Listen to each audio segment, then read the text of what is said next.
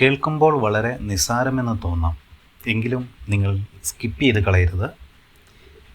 വളരെ അറിയാവുന്നവരാണെങ്കിലും അറിയാൻ വയ്യാത്തവരാണെങ്കിലും ഈ വക കാര്യങ്ങൾ ഒരുപാട് ശ്രദ്ധിക്കണം. ഒരുപാട് ഇൻസ്റ്റലേഷൻ വീഡിയോസും എല്ലാം റെഫർ ചെയ്യുമ്പോൾ ഞാൻ കാണുന്ന കുറേ പോരായ്മകളുണ്ട്.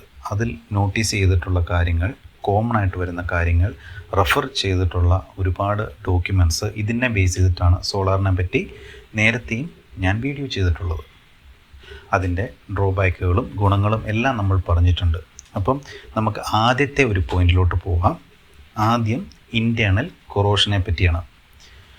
അറിയാവുന്ന പോലെ തന്നെ നമുക്ക് ഈ സോളാർ വേഫേഴ്സ് വെച്ചിട്ടാണ് മണ്ണിൽ നിന്നും കുഴിച്ചെടുക്കുന്ന, ഡീപ്പ് ഡിഗ് ചെയ്ത് എടുക്കുന്ന ആ ഒരു പ്രോപ്പർട്ടിയുള്ള, അല്ലെങ്കിൽ നമ്മുടെ സോളാറിൻ്റെ അല്ലെങ്കിൽ സൂര്യൻ്റെ വെളിച്ചത്തെ കൺവേർട്ട് ചെയ്യാൻ കഴിവുള്ള ആ ഒരു മെറ്റീരിയൽ വെച്ചിട്ടുള്ള സോളാർ വേഫേഴ്സിനെ സീരീസ് ആയിട്ട് കണക്ട് ചെയ്തിട്ടാണ് നമ്മുടെ സോളാർ പാനൽ ഉണ്ടാക്കിയിട്ടുള്ളത്.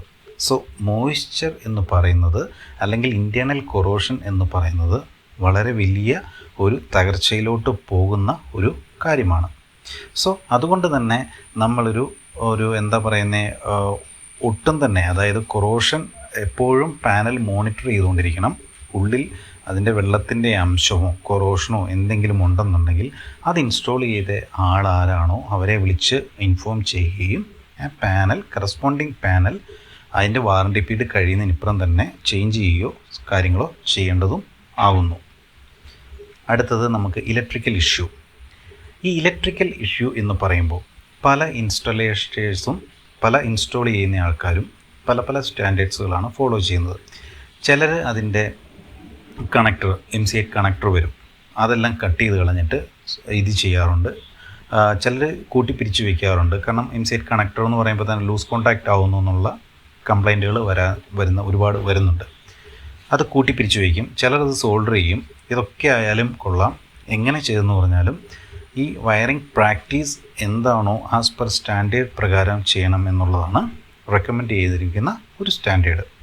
ഇതിന് ഒരുപാട് standard already national electro commission എന്നൊക്കെ പറഞ്ഞിട്ടുള്ള NEC, national electrical codes, IEC, അങ്ങനെയുള്ള ഒരുപാട് സ്റ്റാൻഡേർഡ്സുകളുണ്ട്. അതിലെന്താണോ പറഞ്ഞിരിക്കുന്നത് ആ സ്റ്റാൻഡേർഡ് പ്രകാരം മാത്രം ഇൻസ്റ്റലേഷൻ ചെയ്യുക. പ്രോപ്പറായിട്ട് എന്താ പറയുക, ആ കട്ട് ചെയ്ത പോർഷൻ കറക്റ്റായിട്ട് തന്നെ അത് ഇൻസ്റ്റലേഷൻ ചെയ്ത് വയ്ക്കുക. ഇൻസ്റ്റലേഷൻ ചെയ്യുമ്പോൾ ഇൻസ്റ്റലേഷൻ ടേപ്പ് ചെയ്യുമ്പോൾ നിങ്ങൾക്കറിയാം, ഒരു പ്രത്യേക ഇതെന്ന് പറഞ്ഞാൽ നമുക്ക് 25 years എന്നുള്ള രീതിയിൽ വെച്ചാലും ഇൻസ്റ്റലേഷൻ ടേപ്പ് കുറച്ച് മഴയും വെയിൽ വെച്ച് കഴിയുമ്പോൾ അത് പോകും. സോ ബെറ്ററായിട്ട് അതിനേക്കാളും നല്ല രീതിയിൽ സെക്യൂർ ചെയ്തിട്ട്, അത് സെപ്പറേറ്റ് ബോക്സ് ഉണ്ടെങ്കിൽ ആ ബോക്സിൽ തന്നെ സെക്യൂർഡായിട്ട് വെക്കാനായിട്ട്, ടെർമിനൽ ബ്ലോക്കും എല്ലാം കൊടുത്ത് സെക്യൂർഡായിട്ട് വെക്കാനായിട്ട് ഇത് ചെയ്യുക. ചില രാജ്യങ്ങളിൽ ഇൻസെക്യൂർഡ് ആയിട്ടുള്ള അല്ലെങ്കിൽ ഇംപ്രോപ്പർ ആയിട്ടുള്ള വയറിംഗ് ടെർമിനേഷൻ ചെയ്യുകയാണെങ്കിൽ അത് സീരിയസ് ഒഫൻസിലോട്ട് തന്നെ പോകുന്ന രീതിയിലുള്ള സിസ്റ്റംസ് അല്ലെങ്കിൽ ഓൾറെഡി അവിടെ ഉണ്ട്. പക്ഷെ നമ്മുടെ രാജ്യത്തെ സംബന്ധിച്ചോളം ഇങ്ങനെയുള്ള യാതൊരു കാര്യങ്ങളും ഇല്ലാത്തതുകൊണ്ട് തന്നെ പല ഇൻസ്റ്റലേഷൻസും ഒരുപാട് റോങ് ആയിട്ട് കാണാറുണ്ട്. ഓക്കെ, സോ ലൈസൻസ്ഡ് ആയിട്ടുള്ള ഒരാളെ മാത്രം ഏൽപ്പിച്ച് ഇങ്ങനത്തെ കാര്യങ്ങൾ ചെയ്യുക. അടുത്തത് നമുക്ക് മൈക്രോ ക്രാക്കിനെ പറ്റി പറയാം. ഈ മൈക്രോ ക്രാക്ക് എന്ന് പറഞ്ഞാൽ ഓൾമോസ്റ്റ് നമ്മളൊരു സോളാർ പാനൽ നോക്കിക്കഴിഞ്ഞാൽ അതിൻ്റെ ഒരു ഏകദേശം ഒരു ബ്ലാക്ക് സർഫസ് അല്ലെങ്കിൽ ഒരു ബ്ലൂ കളർന്നൊരു സർഫസ്. നമുക്ക് മൈക്രോ ക്രാക്സ് ഒരിക്കലും നമ്മുടെ ഹ്യൂമൻ ഐ കൊണ്ട് നമുക്ക് നോട്ടീസ് ചെയ്യാൻ സാധിക്കില്ല. സോ നമ്മൾ ഇത് അവോയ്ഡ് ചെയ്യണമെങ്കിൽ ആകെ ചെയ്യാൻ പറ്റുന്നത് ഇതിൻ്റെ ട്രാൻസ്പോർട്ടേഷൻ ടൈമിലും അല്ലെങ്കിൽ ഇത് വെക്കുന്ന ടൈമിലും വൃത്തിയായിട്ട് നമ്മൾ നോക്കി നിന്ന് നമ്മുടേത് തന്നെയുള്ള ഒരു ഇൻസ്പെക്ഷനോട് കൂടി തന്നെ മേൽനോട്ടത്തിൽ അല്ലെങ്കിൽ നമുക്കറിയാവുന്ന ആൾക്കൊണ്ട് തന്നെ ഇത് ചെയ്യിപ്പിക്കുക എന്നുള്ളതാണ്. വെച്ചതിന് ശേഷം കുറച്ച് നാൾ കഴിയുമ്പോഴത്തേനും ഈ ക്രാക്ക്, ഇപ്പം മൈക്രോ ക്രാക്ക് വെക്കുമ്പോൾ മൈക്രോ ക്രാക്ക് ആണെങ്കിലും അത് കാലാവസ്ഥയ്ക്കനുസരിച്ച് പിന്നീട് ആ ക്രാക്ക് വലുതാകുകയും അതിൻ്റെ പെർഫോമൻസ് മാറിപ്പോവുകയും ചെയ്യാറുണ്ട്. അത് വളരെ ശ്രദ്ധിക്കേണ്ട ഒരു കാര്യം തന്നെയാണ്. അടുത്ത ഹോട്ട്സ്പോട്ട്. വളരെ പ്രധാനപ്പെട്ട ഒരു ഡ്രോബാക്കാണ് ഈ ഹോട്ട്സ്പോട്ട്. ഈ ഹോട്ട്സ്പോട്ട് എന്താണെന്ന് വെച്ച് കഴിഞ്ഞാൽ, നമ്മുടെ ഇപ്പോൾ ഒരു സോളാർ പാനൽ നമ്മൾ ഇൻസ്റ്റാൾ ചെയ്തു. കുറച്ച് നാളുകൾക്ക് ശേഷം ഈ സോളാർ പാനലിൽ ഒരു ചെറിയൊരു പാനലിൻ്റെ ഒരു പോർഷൻ ഡേർട്ട് വന്നിട്ടോ ഡസ്റ്റ് വന്നിട്ടോ അല്ലെങ്കിൽ ഈ പക്ഷികളുടെ ഒക്കെ ഒരു കാഷ്ടം കാര്യങ്ങളൊക്കെ വന്നിട്ട് ഫേഡായി പോവുക എന്ന് വിചാരിക്കുക. സോ അവിടെ നമുക്ക് ഡയറക്റ്റ് സൺലൈറ്റ് അടിക്കുമ്പോൾ ആ ഒരു പ്രതലത്തിൽ എന്ത് ചെയ്യും, ഷെയ്ഡ് വരും. സോ അങ്ങനെ ഷെയ്ഡ് വന്നു കഴിഞ്ഞ് കഴിഞ്ഞാൽ അവിടെയുള്ള ആ ഒരു പോർഷൻ, അത്രത്തോളം ആ ഒരു പോർഷൻ റെസിസ്റ്റൻസ് കുറയുക, ലോ റെസിസ്റ്റീവ് പാത്ത് ആവുന്നു. കറണ്ടിൻ്റെ എപ്പോഴും ഒരു പ്രോപ്പർട്ടി എന്താണെന്ന് വെച്ച് കഴിഞ്ഞാൽ ലോ റെസിസ്റ്റൻസ് പാത്തിലൂടെ സഞ്ചരിക്കാനാണ്. അങ്ങനെ വരുമ്പോൾ ആ സോളാർ പാനലിൻ്റെ ആ അത്രത്തോളം കാര്യങ്ങൾ ഈ ലോ റെസിസ്റ്റൻസ് പാത്തിലൂടെ കടന്നു പോകുന്ന വഴി ആ ഷെയ്ഡഡ് ആയിട്ടുള്ള സോളാർ വേഫേഴ്സ് പെട്ടെന്ന് തന്നെ ചൂടായി കത്തിപ്പോയി ബേണായി അത് മറ്റുള്ള സ്ഥലങ്ങളിലേക്ക് വ്യാപിക്കുകയും ചെയ്യുന്നു. സോ ഇങ്ങനെ ഉണ്ടാവുന്ന വഴി ആ സോളാർ പാനലിൻ്റെ ഒരു പോർഷൻ അല്ലെങ്കിൽ സോളാർ പാനൽ കംപ്ലീറ്റ് ആയിട്ടോ പാർഷ്യലായിട്ടോ ഒക്കെ ഡാമേജ് ആകുന്ന ഒരു അവസ്ഥയാണ് ഈ ഹോട്ട് സ്പോട്ട് എന്ന് പറയുന്ന ഒരു കാര്യം. സോ എഫക്റ്റീവ് ക്ലീനിങ് ആണ് ഇതിനുള്ള ഒരു പരിഹാരം. റൂഫ് ടോപ്പ് ആണെന്നുണ്ടെങ്കിൽ ഇടയ്ക്കിടയ്ക്ക് പോയി നോക്കി കണ്ടുപിടിച്ച് അതിൻ്റെ കാര്യങ്ങൾ ക്ലീനായി ചെയ്തില്ല എന്ന് വരികിൽ ഈ ഒരു കാര്യങ്ങളൊക്കെ സംഭവിക്കാനുള്ള ചാൻസസ് ഉണ്ട്. ഒരുപാട് സംഭവിച്ചിട്ടും ഉണ്ട്. അടുത്ത നമുക്ക് നോക്കേണ്ടത് PID എഫക്റ്റ് ആണ്. PID എന്ന് വെച്ച് കഴിഞ്ഞാൽ പൊട്ടൻഷ്യൽ ഇൻഡ്യൂസ്ഡ് ഡീഗ്രഡേഷൻ. ആ വാക്കിൽ തന്നെ ഉണ്ട് പൊട്ടൻഷ്യൽ കൊണ്ടുണ്ടാകുന്ന അല്ലെങ്കിൽ വോൾട്ടേജിൻ്റെ വ്യതിയാനം കൊണ്ടുണ്ടാകുന്ന പാനലിൻ്റെ ഡീഗ്രഡേഷനെയാണ്. അതായത് നമ്മളുടെ PV, അതായത് നമ്മളെ ഫോട്ടോവോൾട്ടൈക് സെൽ അല്ലെങ്കിൽ സോളാർ പാനൽ പ്രൊഡ്യൂസ് ചെയ്യുന്ന വോൾട്ടേജും എർത്തിൻ്റെ വോൾട്ടേജും തമ്മിലുള്ള അൺബാലൻസിങ് ആയി കഴിയുമ്പോൾ പാനലിന് വരുന്ന തകരാറാണ് ഈ PID എഫക്റ്റ്. സോ അതുകൊണ്ടാണ് പറയുന്നത് കറക്റ്റായിട്ട് തന്നെ നമ്മൾ പാനലുകൾ എർത്ത് ചെയ്യണം എന്നുള്ളത്. ഇപ്പോഴും തർക്കവിഷയമായിട്ട് നിൽക്കുന്ന ഒരു കാര്യമാണ്. അത് അങ്ങനെ ആയതുകൊണ്ട് തന്നെ ഇതിൽ കൂടുതൽ കമൻറ്റിങ് ഞാൻ ചെയ്യുന്നില്ല.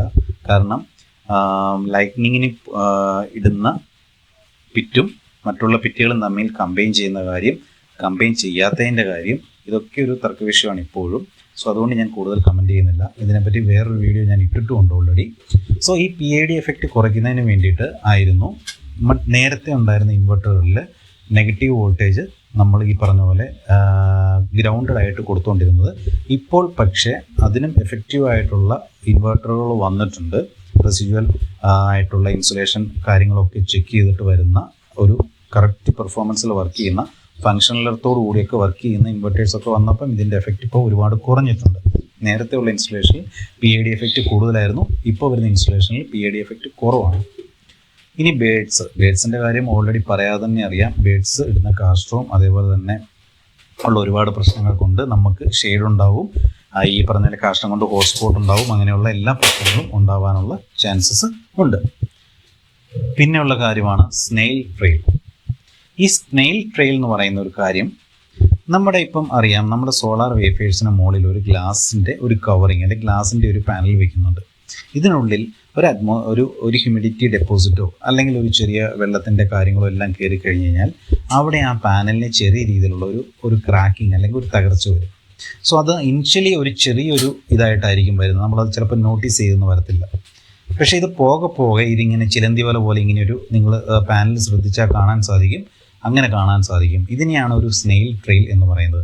സോ ഇത് പ്രൊഡക്ഷൻ കുറയുന്നതിന് വേണ്ടിയിട്ടും അല്ലെങ്കിൽ ഈ പറഞ്ഞ പോലെ പിന്നീട് ഈ പാനലിൻ്റെ പെർഫോമൻസ് കിട്ടാതെ വരുന്നതിനും കാരണം ആകുന്നുണ്ട്.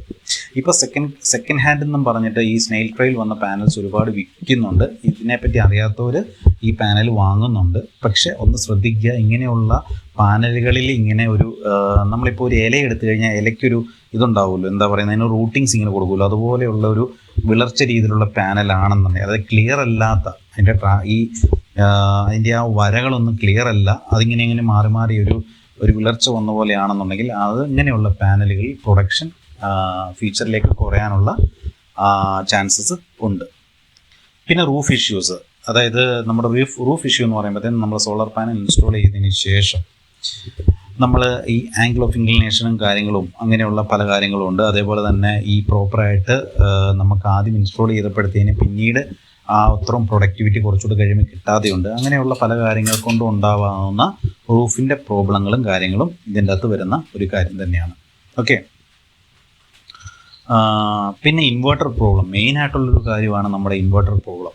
നമ്മൾ 25 വർഷം ഒരു സോളാർ ഇൻസ്റ്റലേഷൻ പറഞ്ഞാലും അത് പാനലിൻ്റെയാണ്.